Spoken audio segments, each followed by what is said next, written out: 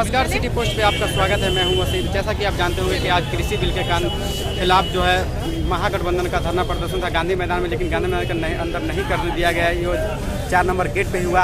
आइए हम बात करते हैं परिहार विधानसभा के जो पूर्व प्रत्याशी थी ऋतु जायसवाल, उनसे हम बात करते हैं। मैडम, आज कृषि बिल का जो आप लोग विरोध कर रहे हैं, सरकार का कहना है कि विपक्ष द्वारा किसानों को बरगलाया जा रहा है, तो वो साबित कर लें कि वो सही है। हमारे माननीय प्रधानमंत्री जी तो मन की बात करने में इतने माहिर हैं, फिर ऐसी क्या वजह होती है कि जब जीएसटी आती है तो रातों रात लागू कर दिया जाता है, जब नोटबंदी की जाती है तब रातों रात नोटबंदी लागू कर दिया जाता है, और अभी जो ये काला कानून लाया गया, ऐसी क्या छटपटाहट थी, ऐसी क्या जल्दी थी कि आप जून महीने में आप जाकर के जिस ऑर्डिनेंस को आप पारित करवाते हैं अपने ही समर्थन के लोगों के द्वारा, जबकि विपक्ष उसी सदन में बैठे हैं, वो इसका निरंतर बहिष्कार कर रहे थे, बावजूद भी आप अपनी मेजॉरिटी की वजह से इस काले कानून, इस ऑर्डिनेंस को पारित करवा लेते हैं बिना मन की बात जाने हुए। तब आपकी इच्छा क्यों नहीं होती है कि हम जो इतने प्यार से मन की बात करते हैं वो हम किसानों से बात करते रूबरू होते। आपको तो आदत है अपना स्क्रीन पे चेहरा दिखा के मन की बात करने की, तो फिर ऐसे टाइम पे क्यों आपका चेहरा और आपके मन की बात दोनों खत्म हो जाती है। एक पंचायत की मैं मुखिया हूँ, और पंचायतों में जब मुझे छोटा से छोटा डिसीजन लेना होता है तो हम ग्राम सभा करते हैं और आम लोगों को बिठा के पूछते हैं कि हम ऐसा सोच रहे हैं, ऐसा करना कि आपके हित में रहेगा। अगर जनता कहती है कि नहीं, ये हित में नहीं रहेगा, तो हम नहीं करते। और आप देश के प्रधानमंत्री हैं, और ये किसान जो लोगों का, हमारे देश का पेट भरने वाले हैं, हमारे अन्नदाता हैं, उनको इतनी दमनकारी नीतियों से कुचला जाता है, और तब आपके मन की बात नहीं होती है। आपकी हमेशा से आदत रही है। एक ऑर्गेनाइजेशन है NSSO, ठीक है, नेशनल सैंपल सर्वे ऑफिस, उनकी रिपोर्ट ये कहती है कि आप MSP जो देते रहे हैं वो भी सिर्फ 6% फार्मर्स को देते रहे। 6% किसान ही पूरे देश में इससे लाभान्वित होते रहे हैं, और उसमें भी आपने बिहार जैसी जगहों पे पैक्स आया, पैक्स की वजह से वहाँ पर किस तरह से कदाचार और किस तरह से भ्रष्टाचार है वो भी किसी से छुपा नहीं है। 2006 में आपने मंडी समाप्त कर दी है बिहार में नीतीश कुमार जी के द्वारा।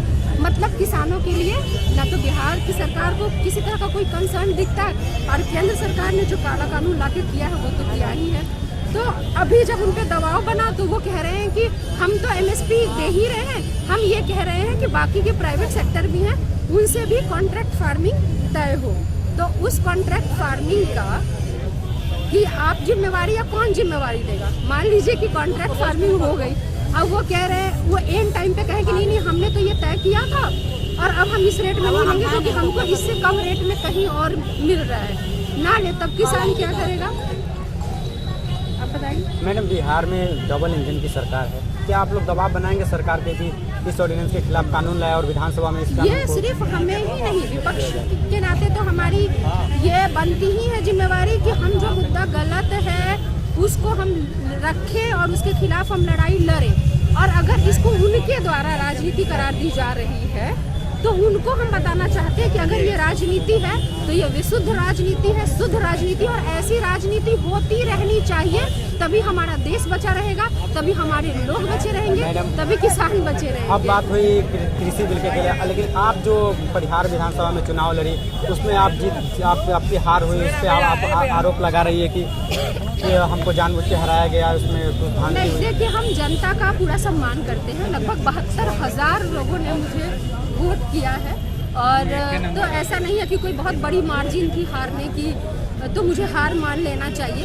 बैलेट पेपर पे गड़बड़ी हुई है, ये किसी से भी नहीं छुपा, और काउंटिंग के दौरान भी एक कहीं ना कहीं से वो किया गया, और इलेक्शन कमीशन को मुझे लगता है कि फेयर रहना चाहिए। वहाँ पे उनका जो एडमिनिस्ट्रेशन है, या जैसे बहुत सारी चीज़ें थी कि CCTV कैमराज होने चाहिए थी, लेकिन CCTV कैमराज वहाँ पे नहीं थे। हम लोगों ने अनएडिटेड फुटेज मांगे हैं, वो हमें दे दें। अगर वो इतने ही क्लीन है, इतने ही क्लियर है, तो वो हमें अनएडिटेड फुटेज दे दे, बिना एडिट के फुटेज दे दे, और CCTV कैमरा किधर था वो हमें दिखा दे। हाथ में कैमरामैन ने कैमरा ले रखा था, और वो अपनी सुविधा के हिसाब से वहाँ के एडमिनिस्ट्रेशन के दबाव से वो ले रहे हैं। चलिए, ये थी हमारे साथ परिहार विधानसभा से पूर्व प्रत्याशी राजद की कैंडिडेट थी जो ऋतु जायसवाल। इनका कहना है कि सरकार तानाशाही रुख अख्तियार करती है। अगर आपको ये खबर हमारी अच्छी लगे तो हमारे चैनल को सब्सक्राइब करो और अपने दोस्तों के साथ शेयर करें। धन्यवाद।